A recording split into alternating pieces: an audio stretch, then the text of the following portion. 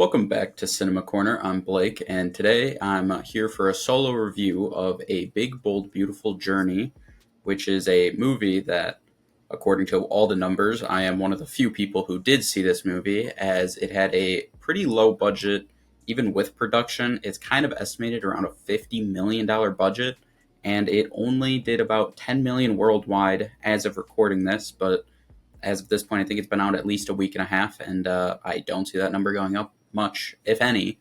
So I guess I'm one of the few people who did see this movie worldwide, which is not a surprise as its marketing budget was very low, and a lot of people I saw online, once people kind of started posting some TikToks or other videos about it, a lot of people were like, I didn't even know this was really a thing. So that definitely played into it, but all around, besides box office, rating wise, this movie also is doing very poorly, which I was a little bit surprised of, honestly, when I left the theater. And since it's been out for a little bit now and I've looked around, as on Rotten Tomatoes, it has a 37. I think that's kind of crazy. That's insanely low, but yeah. I guess I'll just get into the review. Margot Robbie and Colin Farrell are the two leads of this movie, which is where pretty much all of the budget for this movie went to, those two. But they kind of meet at a wedding, and then before that, he gets a car.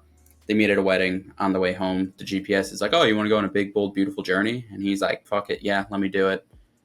They meet up, and then they kind of go on this journey of following a GPS to different doorways, which leads them to different parts of their lives. Really, it kind of just tells their story, good and bad things that both of these characters have gone through in their lives, and through it they kind of grow together and become a little bit of a relationship until, ultimately, classic, climax, they're both bad people, they end up breaking up, and then at the end they kind of get together. All in all, I mean, honestly, this was a tough one that I was even debating making a review on, as, a lot of people kind of have spoken on. They didn't really like this.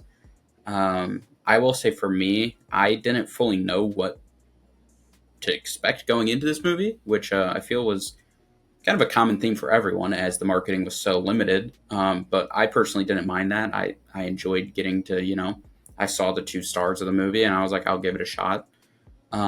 Didn't really know what I was getting into. I thought it was a little bit more mainstream, given I think Sony bought the production. I thought it was going to be a little bit more of that classic rom-com feel. It definitely wasn't. It had a lot more of that indie kind of feel to it, which I mean, I enjoyed that part of it. I did like that this wasn't just, what I thought it might have been, of just that kind of cut and dry, what you expect from a rom-com. All in all, I mean, I thought the concept was pretty interesting. These two characters just going through doorways into their pasts and kind of reliving either things that they enjoyed a lot, or just a lot of it was kind of moments that were either their low points in their lives that, for one example, Colin Farrell trying to change what happened with his school play in high school, and how he talked to the girl that he had a crush on, which I did think was a little bit weird that he still professed his love for her, even though he was in his full, I don't know how old Colin Farrell is. I'm assuming somewhere around 50 years old. Self was kind of trying to profess his love to his teenage crush again. That was a bit strange. I do think they did a good job of making it not completely weird.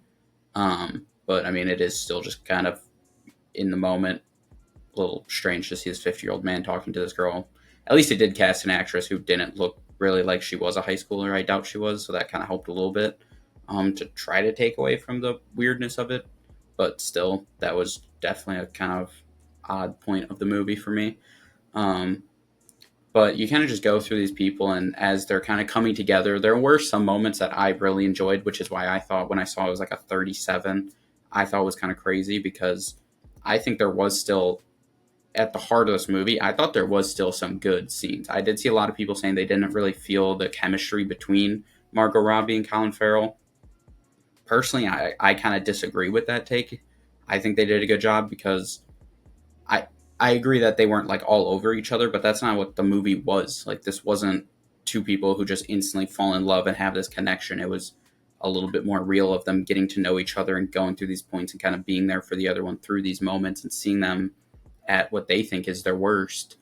in their lives at points that I kind of liked that their relationship was a little kind of touch and go and not just automatically like they had some kind of attraction at the wedding, but it wasn't just this instant like we hit it off, love at first sight, like head over heels for each other. Like I felt there was more of a rawness and a realness to their growth of a relationship a little bit, as they both had, trauma that they were getting over being in relationships. And so I personally disagree with that take that a lot of people are kind of hating with it. I felt that fit the characters and the story that was happening. So, I mean, I enjoyed the two of them. I thought like I said, there were some scenes that I really stood out to me. One of the big ones is after, I don't remember which doorway they went through. I believe it was after they went into the kind of Margot Robbie's mother passing and that whole scene. Obviously, if you're seeing this, I can talk about anything because it's pretty much spoilers. But after we kind of see Margot Robbie learn that she wasn't there when her mother passed, and they get through that whole scene, and Colin Farrell's kind of like there for her about like, oh, there's something beautiful that you were, at your mother's favorite place when she passed, and she's like, well, I wish I was here. I actually wasn't. She was screwing her professor, I believe she said, instead. I feel like once they kind of came together and he went and saw his dad when he was born and kind of gave his dad a little speech about, he's going to be a good father and kind of accepted himself a little bit more. When they were then looking, they climbed up a little mountain and then they were looking down on the entire earth. I thought that scene was really good. The two of them looking down and their conversation, some of the things they were talking about. Again, I just felt it was a lot more raw and kind of a real relationship, and to me I appreciated that rather than just being this Hollywood like everything's, obviously it did follow the classic, these two people meet, they like each other, they build up, while they're together, everything's happy. Oh, climax, something happens, there's an issue, at the end of it we're going to get together.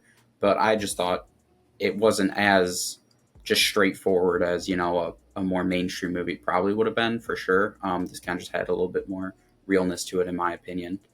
But like I said, I mean, a lot of people didn't like it. I do agree. Like I already talked about, that point of him professing his love still for his high school crush was a little bit strange. I thought towards the end where they go home, they each just want to go back home and it takes them to their houses from their childhood and they go through. I thought it was a little strange that Colin Farrell's character walks in and he's his dad in that one. That one just felt very out of it because this whole time they've been going back and they've been transported into their, worlds as they're still seen as them, but other people still see them as their younger selves.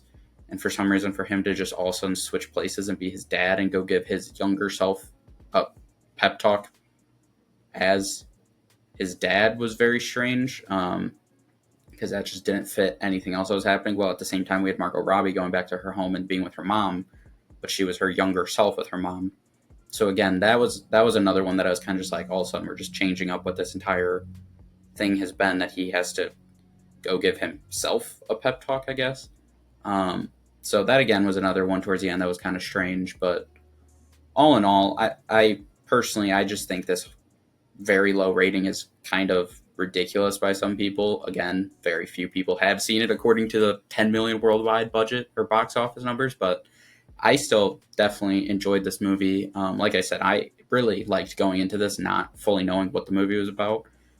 Just seeing, the two stars that I really like and just kind of experiencing the movie in its entirety without having any ideas of what or where it's going to go.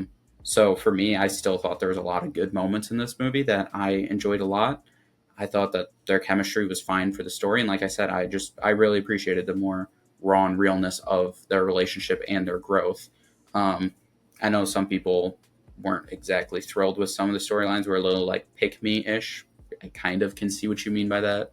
But all in all, in my personal opinion, A Big, Bold, Beautiful Journey was a pretty good movie that I enjoyed. Actually, I would say I enjoyed quite a lot. I gave this movie an 8 out of 10, which is certainly higher than a lot of people I've seen. And I'm okay with that because, like I said, I enjoyed the journey and I just thought it was a nice change of, not being just a standard kind of rom-com. This had a little bit more drama with it being a romance, but it definitely had elements of comedy that I found funny, and I enjoyed this journey that it went on. So yeah, if anyone else has seen it, if you're one of the few like me who did see this movie, as always, let me know in the comments what your thoughts are. I'm sure a lot of people are probably saying it was bad, but I would love to hear if there are other people who agree with me that this movie wasn't as bad as some people are trying to make it out to be. But as always, like the video, subscribe to the channel, and we'll see you guys in the next one.